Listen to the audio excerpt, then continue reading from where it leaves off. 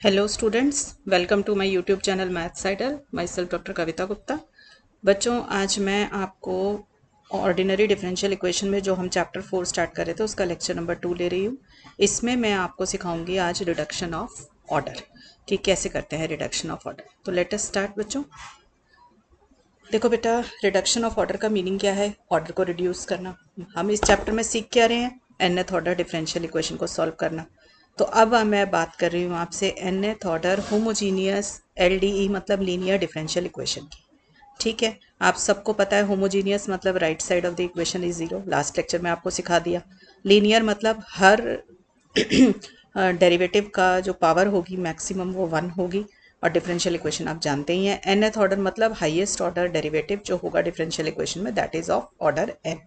ठीक है, हमें उसका ऑर्डर रिड्यूस करना है। ऑर्डर रिड्यूस करना है, इसका क्या मीनिंग हुआ कि जो nth ऑर्डर इक्वेशन है उसको n की जगह n-1 कर दें तो ऑर्डर रिड्यूस हो जाएगा। ठीक है ना। तो हम अब nth ऑर्डर की जगह उसको n-1th ऑर्डर बनाना सीखेंगे। तो इसको हम कैसे करेंगे ये देखते हैं। तो सबसे पहले देखिए, इससे रिलेटेड जो थ्योरम है दैट इज थ्योरम नंबर 4.6। ये क्या कहती है आपको कि अगर कोई भी आपको nth order homogeneous linear differential equation दी हुई है तो वो इस तरीके की होगी, जिसका नंबर हमने इक्वेशन नंबर 2 रखा हुआ है। आप देख सकते हैं कि highest order derivative nth order का ही है इसमें और राइट साइड 0 है, तो ये होमोजीनियस है। अब इसका कोई सॉल्यूशन ज़रूर मिलेगा हमें, हमने कर रखा है कि हमें इसका एक सॉल्यूशन ज़रूर मिलेगा। तो मैंने वो सॉल्यूशन लिया नॉन ट्रिवियल। नॉन ट्रिवियल का मतलब अदर देन ज़ीरो। अगर उसका सॉल्यूशन अदर देन ज़ीरो है तो उस सॉल्यूशन को मैंने डिनोट कर दिया एफ से। तो वो कह रहा है कि एक सब्सटीट्यूशन यूज़ कीजिए, that is y equal to F X into V. मतलब जो सॉल्यूशन आपको मालूम है नॉन ट्रिवियल सॉल्यूशन, वो सॉल्यूशन लेंगे। नया वेरिएबल हमने अपनी तरफ से इंट्रोड्यूस किया, दैट इज़ v। इन दोनों के product will also be reduce the solution, will reduce the order of this equation। देखो y क्या चीज़ है इसमें? Dependent variable. तो हमने सब्सटीट्यूशन लिए dependent variable is equal to non trivial solution multiplied by v। ठीक है, तो ये आपको लर्न करना पड़ेगा, y equal to V into F X. ठीक है, इसको जब हम इसमें सब्सटीट्यूट कर देंगे इक्वेशन नंबर 2 के अंदर, तो आप देखेंगे कि इसको सब्सटीट्यूट करने पर जो ये nth ऑर्डर डेरिवेटिव है ये गायब हो जाएगा, ये वैनिश हो जाएगा और इसका ऑर्डर किस में कन्वर्ट हो जाएगा? n-1th ऑर्डर में कन्वर्ट हो जाएगा। ठीक है बच्चों, तो अब ये n-1th ऑर्डर की होमोजीनियस लीनियर डिफरेंशियल इक्वेशन मुझे मिल जाएगी और उसमें अब डिपेंडेंट वेरिएबल हो जाएगा आपका w equal to D we by D X. So now अभी तक जो मेरी इक्वेशन ओरिजिनली मुझे गिवन है that is having a order, that is having the dependent variable y।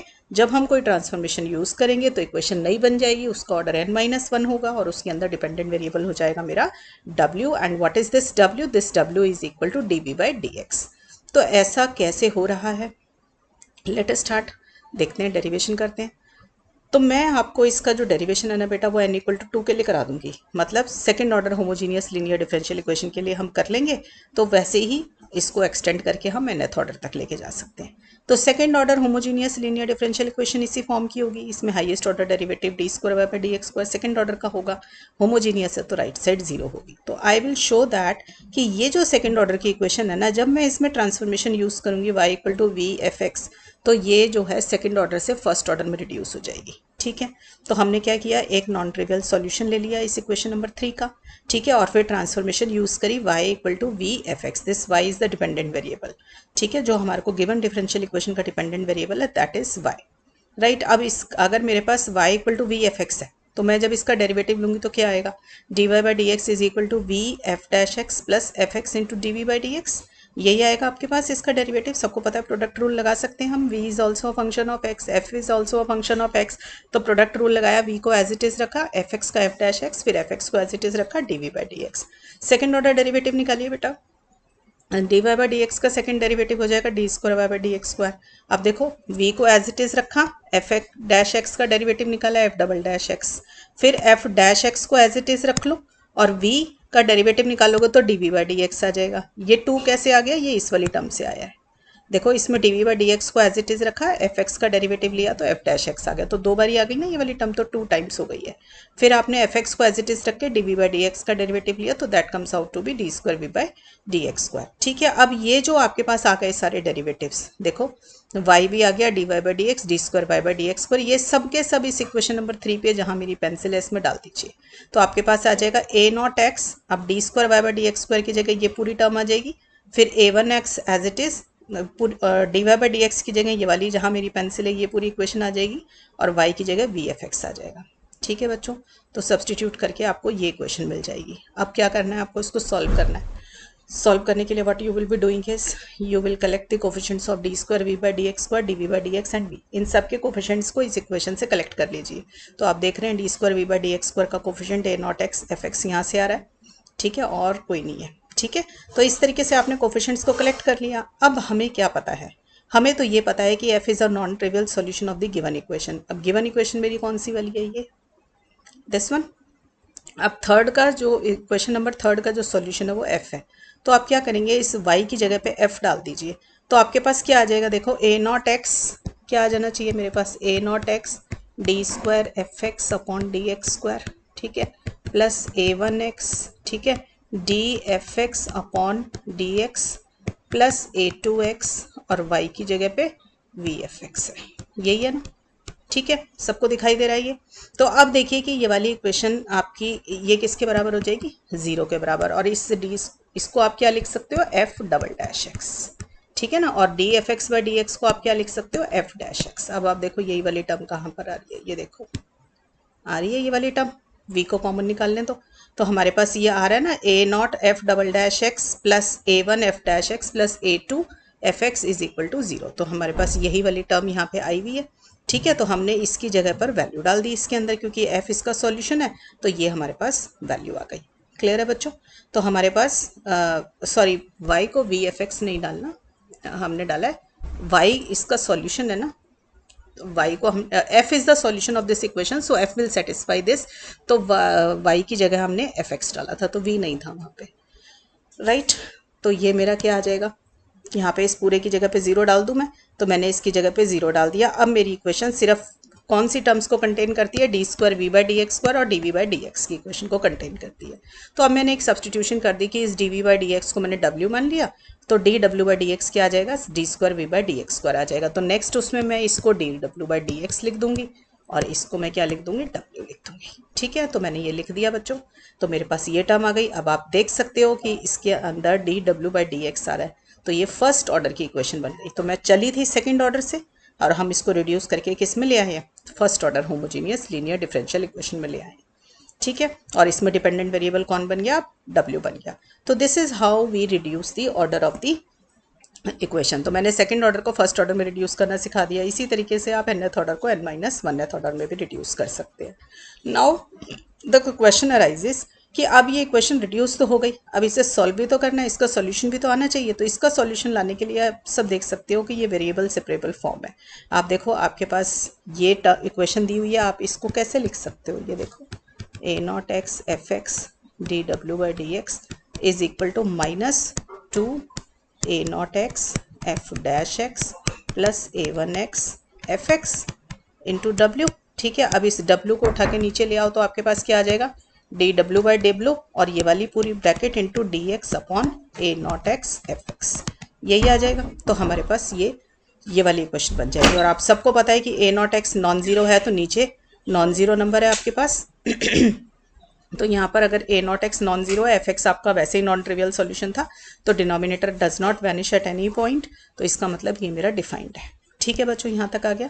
अब इसके अंदर मैंने न्यूमरेटर को ब्रेक करके इसको इस फॉर्म में बना लिया। Now what we have to do is variable separable form में जब वेरिएबल सेपरेट हो जाते हैं then you have to integrate it.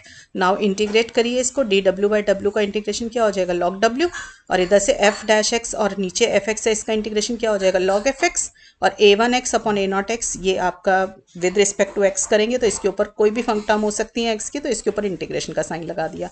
तो integration A one X upon A not x D X, और आपको पता है कि दोनों तरफ इंटीग्रेट किया है तो आप कांस्टेंट जरूर डालेंगे।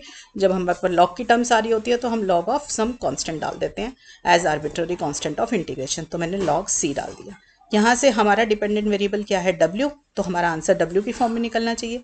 तो हमने इसमें से W निकाला, तो W कैसे निकलेगा, ये लॉग है तो हम इसको एक्सपोनेंट में बना लेते हैं। यहाँ से देखो ये क्या बन जाएगा, लॉग एफ एक्स की पावर -2। ठीक है, और ये क्योंकि इसके साथ लॉग नहीं है तो ये e की पावर में चढ़ जाएगा आपका। ठीक है, ये e की पावर में आ गया। और ये log c तो मल्टीप्लाई हो रहा था तो ये c बना देगा। तो हमारा क्या आ गया, w equal to C F X to the power -2 और e की पावर में ये आ जाएगा। यहाँ से w इसको और थोड़ा सिंप्लीफाई करके लिखना है तो मैंने एफ एक्स की पावर -2 को नीचे डिनोमिनेटर में ले गई। क्लियर है सब बच्चों को? तो ये मेरा सॉल्यूशन निकल आया। बट ये सॉल्यूशन किसका निकला? ये सॉल्यूशन तो निकला रिड्यूस्ड इक्वेशन का, जिसका ऑर्डर हम रिड्यूस कर चुके थे। मतलब इक्वेशन नंबर जो हमारी 3 थी ना उसका निकला है W के अंदर। बट जो गिवन सॉल्यूशन था, गिवन क्वेश्चन जो था हमारा, वो तो उसके अंदर तो डिपेंडेंट वेरिएबल y की फॉर्म में था।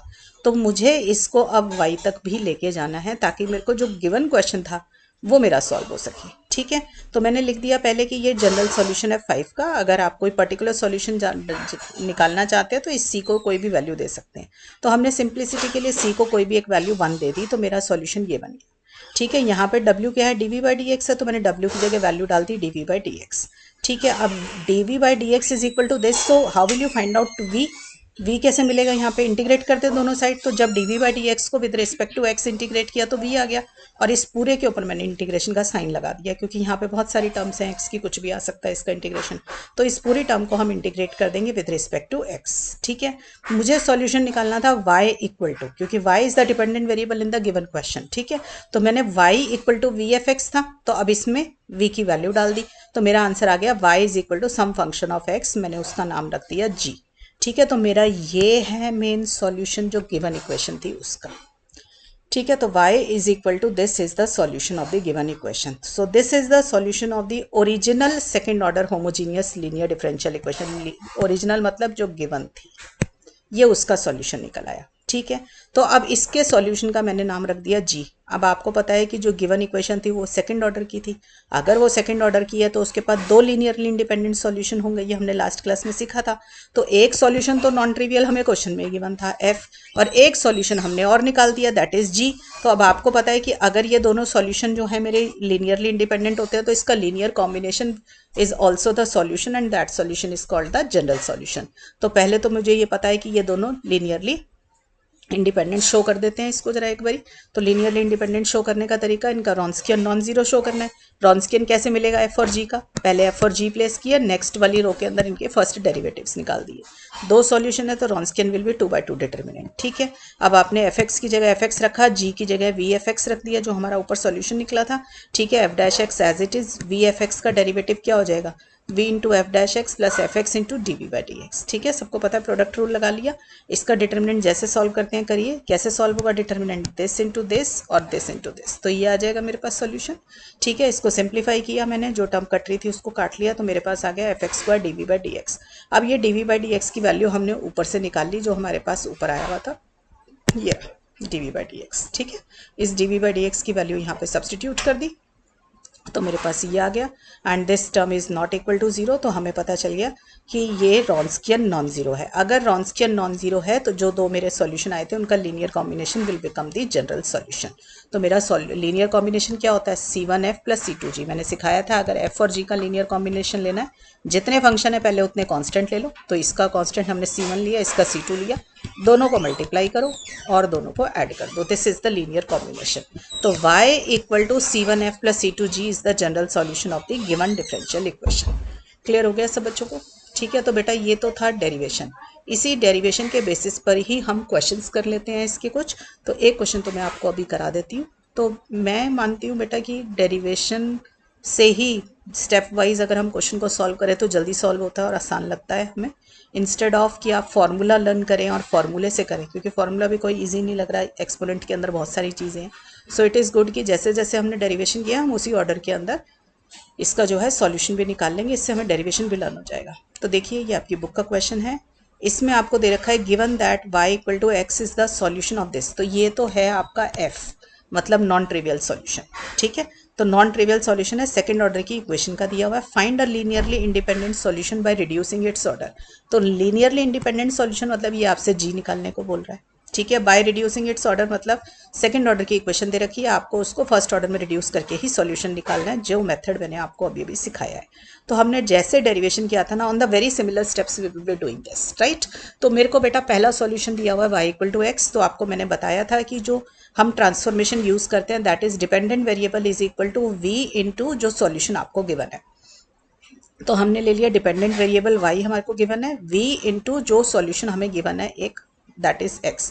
तो मेरा आ गया y equal to v x is the substitution. ठीक है, अब y equal to v x है तो सब इसका डेरिवेटिव निकालेंगे, सेकंड डेरिवेटिव निकालेंगे और इक्वेशन में सब्सटीट्यूट कर देंगे। तो मैंने इसका फर्स्ट डेरिवेटिव निकाला, d Y by D x is equal to क्या आ जाएगा, देखो v को एज इट इज रखा, x का डेरिवेटिव 1, फिर x को एज इट इज रखा, v का derivative with respect to x is d we by D x. Second derivative निकाला हमने, सब बच्चों को आता है सेकेंड डेरिवेटिव, देखो v का डेरिवेटिव हो जाएगा d we by D x, फिर प्लस इसका डेरिवेटिव क्या होगा x D square we by D x square, plus अब D we by D X को एज इट इज रखा और x का डेरिवेटिव 1 आ गया। ठीक है, तो ये और ये दोनों मिलके 2 टाइम्स कर देंगे और x D square we by D x square आ जाएगा और यहाँ पे D square Y by D x square आ जाएगा। अब y की D Y by D X और D square Y by D x square, ये तीनों की तीनों चीज़ें जो हैं इस गिवन क्वेश्चन में सब्सटीट्यूट कर दो। सब बच्चे जरा करके देखें। तो हमने इसको सब्सटीट्यूट किया तो जो स्क्रीन पे आपको दिखाई दे रहा है ये आ जाएगा। रिकॉल कीजिए हमने डेरिवेशन में क्या किया था, इसके बाद हमने इसके बाद d we by D x, D square we by D x square और वी सब की टर्म्स को कलेक्ट किया था। हमने इनके कोफिशिएंट्स को कलेक्ट कर लिया बेटा, मेरे पास ये सब कुछ आ गया। ठीक है बेटा, जब हमने इनकी टर्म्स को कलेक्ट किया हमारे पास ये आ गया, तो आप इधर खुद ही देख सकते हो, माइनस 2x प्लस 2x 0 आ गया। पिछली बारी हमने कहा था कि ये इसका सॉल्यूशन है तो ऊपर जाके सेटिस्फाई कर रहा था तब 0 आ रहा था, अभी अपने आप ही 0 आ रहा है क्योंकि वैल्यूज डल गई हैं प्रॉपर। ठीक है, तो आपके पास अब ये इक्वेशन सॉल्व करके इसमें कन्वर्ट हो गई। ठीक है, यहाँ आने के बाद हमने सब्सटीट्यूशन करी थी w equal to D we by D x. Now you substitute d we by D x as w और इधर आ जाएगा D W by D x, तो आपके पास ये आ जाएगा। ठीक है, अब इसके अंदर वेरिएबल सेपरेट करेंगे आप, तो वेरिएबल सेपरेट करने के लिए आप क्या करेंगे, इधर देखो x into X square plus 1 D W by D x is equal to minus 2w, फिर ये आ जाएगा D W upon W equal to minus 2 upon X X square plus 1 into D X. ठीक है, वेरिएबल सेपरेट हो गए, w के variable एक साइड ले गए और x के वेरिएबल एक साइड ले गए। अब इसको सॉल्व करने के लिए you have to integrate it both sides, तो हमने इसका इंटीग्रेशन किया। ठीक है बच्चों, यहाँ तक तो आप देख सकते हैं कि ये जो 1 upon X X square plus 1 है, ये है ना मेरे पास, इसको पार्शियली फ्रैक्शन करके आप इस तरीके से लिख सकते हैं। ठीक है, तो ये पार्शियल फ्रैक्शन सी की हुई है इसकी, और कोई बड़ी बात नहीं है इसके अंदर। ठीक है, तो छोटी छोटी पार्शियल फ्रैक्शन तो अब आप मेरे ख्याल से हिट एंड ट्रायल भी कर लेते होंगे, राइट। तो ये आपके पास पार्शियल फ्रैक्शन आ गई इसकी, तो अब आपने इसको इंटीग्रेट कर दिया दोनों साइड पे। तो जब इसको इंटीग्रेट किया तो डी डब्ल्यू बाई डब्ल्यू से लॉग डब्ल्यू मिला, इसको किया तो लॉग एक्स, और इसको करेंगे तो क्या है, एक्स स्क्वायर प्लस 1 क्या होता है टी, तो 2x dx क्या आ गया dt, तो ये क्या बन गया dt ऑन t, तो इसका इंटीग्रेशन लॉग t। ठीक है, तो लॉग t है, t की वैल्यू सब्सटीट्यूट कर दी तो एक्स स्क्वायर प्लस 1 आ गया, ये आ गया बेटा। अब इसको ज़रा सॉल्व करके सिंप्लीफाई करके रख लो, देखो w और लॉग 2 लॉग x है, इसको मैं लिख सकती हूँ एक्स स्क्वायर। अब लॉग w और लॉग एक्स स्क्वायर दोनों एडिशन में हैं तो लॉग में मल्टीप्लाई हो जाएंगे, तो लॉग w एक्स स्क्वायर बन गया। इधर से एक्स स्क्वायर प्लस 1 के साथ माइनस साइन है तो ये डिवीजन में चला जाएगा, तो ये एक्स स्क्वायर प्लस 1 डिवाइड में आ गया, और इधर लॉग सी था तो खाली सी रह गया, मतलब मैंने लॉग हटा दिया तो मेरा ये सॉल्यूशन बन गया। तो इसमें से w निकालना था तो मैंने w निकाल लिया। ठीक है, अब w की इसके अंदर c को कोई भी एक आर्बिट्ररी वैल्यू मैंने 1 दे दी तो मेरा सॉल्यूशन ये निकल आया। किसी बच्चे ने कुछ और दे दी तो वो भी चलेगा। ठीक है, हम सबसे सिंपल वैल्यू देते हैं ताकि हमारा सॉल्यूशन आसान रहे, राइट। अब w की वैल्यू डाल दीजिए बेटा, w की वैल्यू क्या है मेरी d we by D x, तो ये आ जाएगा। अब इसको सॉल्व कर लीजिए वेरिएबल सेपरेट करके, तो इसको जब सॉल्व किया तो दोनों तरफ हमने इंटीग्रेट किया, सब कर सकते हो integrate, x square plus 1 by x square है तो न्यूमरेटर को ब्रेक करके हमारे पास ये आ जाएगा 1 का इंटीग्रेशन x और 1 बाई एक्स स्क्वायर का माइनस 1 बाई एक्स और डी का इंटीग्रेशन v, तो मेरे पास ये सॉल्यूशन आ गया। ठीक है बच्चों, अब v की वैल्यू डाल दीजिए, आपको पता है कि v क्या था, वो y बाई एक्स, हमने ये ली थी ना substitution y equal to v x, तो v क्या आ गया y बाई एक्स, तो हमने इसकी जगह y बाई एक्स डाल दिया। तो हमारे पास यहाँ से सॉल्व करके y की वैल्यू निकाली तो मेरे पास सॉल्यूशन आ गया एक्स स्क्वायर माइनस 1। ठीक है, this x square minus 1 is called my g, क्योंकि मुझे जो सॉल्यूशन y इक्वल टू मिलता है that is the solution of the given equation, तो y इक्वल टू g आ गया। तो अब आप दिखा सकते हो कि आपका जो एक्स स्क्वायर माइनस 1 है और जो x है, ये दो सॉल्यूशन बन गए। x क्वेश्चन में गिवन था, एक्स स्क्वायर माइनस 1 हमने निकाला। तो शो करने के लिए कि ये लीनियरली इंडिपेंडेंट है, इनका रॉन्स्कियन निकाल लो, तो इनका रॉन्स्कियन क्या हो जाएगा, x का डेरिवेटिव 1 और इसका 2x, तो ये क्या बन गया मेरा 2x square minus x square plus 1, तो ये क्या बन गया x square plus 1 which is not equal to 0, क्योंकि x की वैल्यू आप 0 भी डाल दोगे तब भी आपका 1 आएगा, और x square plus 1 is equal to 0 होने पे तो x की वैल्यू रियल नहीं बचेगी, आयोटा की फॉर्म में आने लग जाएगा, तो आपका इसका मतलब ये कभी भी 0 नहीं होगा रॉन्स्कियन, तो ये सॉल्यूशंस लीनियरली इंडिपेंडेंट आ गए। सब बच्चे बेटा यहाँ पे रॉन्स्कियन निकाल के ज़रूर दिखा देना, ठीक है, निकाल के दिखा देना कि ये सॉल्यूशन इसका लीनियरली इंडिपेंडेंट सॉल्यूशन आ गया। तो जनरल सॉल्यूशन क्या बन जाएगा, C1F + C2G। So this is how you can solve the question by reducing it's order, right. अब ये वाला क्वेश्चन सब बच्चे होमवर्क में नोट कर लो ज़रा, इसको अपने आप करेंगे सब बच्चे, ठीक है। ये एक्सरसाइज का क्वेश्चन है, मैं सॉल्यूशन दिखा देती हूँ बट सब अपने आप सॉल्व करेंगे। क्लियर, देख लो, स्क्रीनशॉट्स ले लीजिए, बट पहले अपने आप सॉल्व करके देखना है, ठीक है यहाँ तक। चलिए नेक्स्ट क्लास में इस चैप्टर की अभी और प्रैक्टिस करेंगे, थोड़े क्वेश्चंस और आपको सॉल्व कराती हूँ, वैसे आप सब कर सकेंगे अपने आप। तो टिल देन बच्चों पढ़ाई करते रहें, ऑल द बेस्ट।